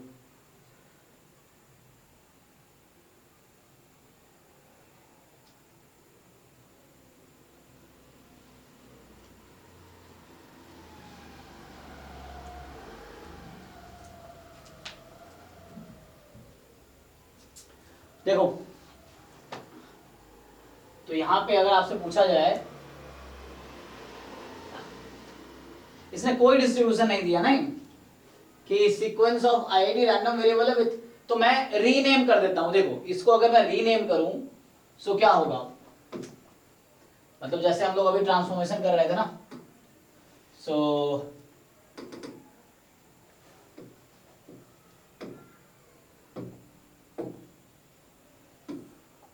कॉन्सेप्ट तो एक ही है, चाहे सेंट्रल लिमिट थ्योरम हो, तुम्हारे एग्जाम में सीयूईटी में भी आएगा तो क्या नया लगा देगा उसमें, कॉन्सेप्ट तो यही लगेगा जो इस क्वेश्चन में लगेगा, हर क्वेश्चन में सेम ही है। तुम अगर सेंट्रल लिमिट थ्योरम के 100 क्वेश्चन सॉल्व कर लिए तो आगे कोई भी क्वेश्चन आएगा तो कर दोगे। 100 क्वेश्चन कैसे करोगे, तुम्हें डिसाइड करना है कब टाइम है, कहाँ से करोगे, बुक है, प्रीवियस ईयर पेपर्स है, इस तरह से। सो यहाँ पे क्या, मान लो मैं ले लेता हूँ वाई आई को कैसे लूँ, x1 minus x2, x2 minus x3, इस तरीके से। सो मेरा y1 जो है, मान लो y1 है x1 माइनस x2, y2 है x3 माइनस x4, y3 है क्या 5 माइनस 6, इस तरीके से। इन जनरल में अगर बात करूं तो जो yn होगा वो होगा x2n माइनस 1 माइनस x2n, ये मैंने ट्रांसफॉर्मेशन किया। तो अब मेरे पास है y1, y2, y3 dot dot dot, these are IID। IID क्यों है, क्योंकि x1 x2 xn IID था, तो ये इंडिपेंडेंट भी है क्योंकि x1 x2 या x3 x4 इस तरह से है, किसी में कॉमन नहीं है। सो दे आर IID और विथ मीन। मीन बताओ क्या है इसका, yi का पूछ रहा हूं, y1 का मीन कितना आएगा, 0 यस 0, एंड y1 का वेरिएंस कितना आएगा, 2n वेरिएंस 1 दे रखा है, तो यहाँ ऐड करोगे तो 1 प्लस 1, सो y मतलब एक का बोल रहा हूँ पहले मैं, just I am asking for 1, y1, सो ये आ जाएगा 2, है ना, ठीक है ना, 1 प्लस 1, ईच yi का वेरिएंस 2 होगा, क्योंकि xi का वेरिएंस 1 है ना, तो 1 प्लस 1 2 हो जाएगा। अब देखो, अब तुम्हारे पास क्या है, अब तुम्हारे पास है probability, so now you have limit n tends to infinity, probability कितना, तो ये आ जाएगा y1 का सम है, तो समेशन ऑफ yi, यही है, एंड अपॉन में है √n less than equal to x, यही है, तो समेशन ऑफ yi है, तो ठीक है, इसका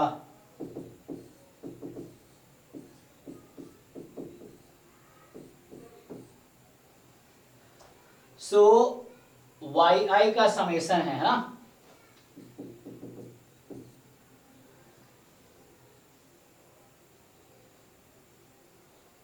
कितना होगा इसका मीन,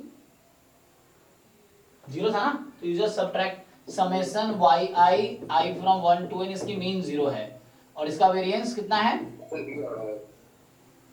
लिख जाओ एक मिनट से, मीन 0 है और इसका वेरिएंस कितना होगा 2n, क्योंकि ईच yi का वेरिएंस 2 है, तो 2n √2n। अब ये कितना एक्स्ट्रा हुआ, तो यहाँ तो √n था, तो तुम कोई बात नहीं, तुम इसको बैलेंस करने के लिए क्या करोगे, जैसे यहाँ 2n बनाने के लिए मैं यहाँ √2 से मल्टीप्लाई कर यही ना, सो यहाँ √2 हो गया, ओके। मैंने कुछ एक्स्ट्रा नहीं किया, देखो तुम देखो इसकी जरूरत अभी नहीं पड़ेगी, anyway see here only. Summation yi का मीन 0 है, समेशन yi का वेरिएंस 2n है, तो √2n कर दिया, √2 अपनी मर्जी से मल्टीप्लाई ताकि वैसा बन जाए, और इधर कोई जरूरत नहीं, ऑलरेडी बना हुआ है ये फॉर्म का। सो बोलो इसको मैं क्या लिखूं, अब ये जो क्वांटिटी है ये क्या बन जाएगी, इसको, सो ये हो गया √2 टाइम zn, यही ना, less than equal to X. बाकी लोग देखो कहीं डाउट है तो बताओ।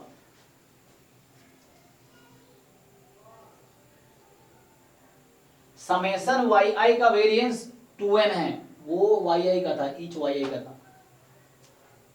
सो यहां से फाइनल आंसर क्या है, जेडन है, तो limit n tends to plus infinity probability zn less than equal to x upon root 2, ठीक। तो यहां से आ जाएगा phi of x upon root 2, क्योंकि zn z बन जाएगा। तो चेक करो कितना आया, d। अब चेक करो, डाउट है तो बताओ। ये d आ रहा है। अब देखो कहां गलती की आप। हाँ सर वेरिएंस अगर पता है तो उससे हम डिस्ट्रीब्यूशन के ऊपर कमेंट कर सकते हैं क्या? नहीं, वेरिएंस से नहीं बोल सकते कौन सा डिस्ट्रीब्यूशन फॉलो कर रहा होगा। हाँ हाँ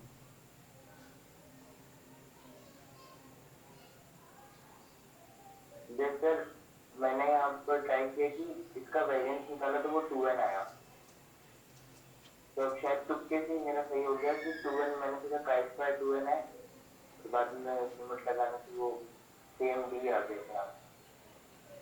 ओके। तो सर ये पॉसिबल है क्या?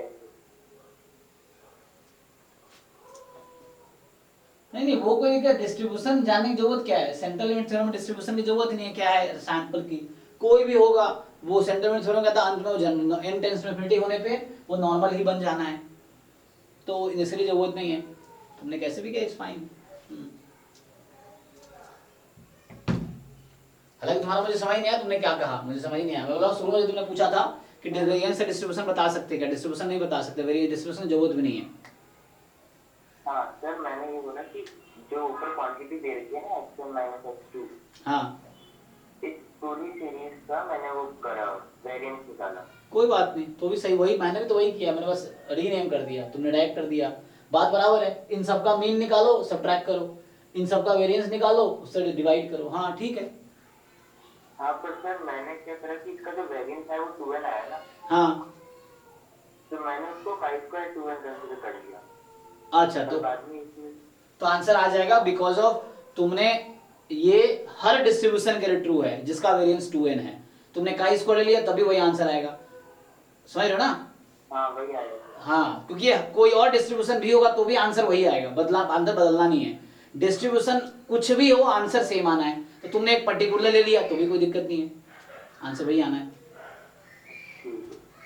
चलो ठीक है, अभी नेक्स्ट क्लास है, सो थैंक यू, मिलते हैं नेक्स्ट क्लास में। Thank you.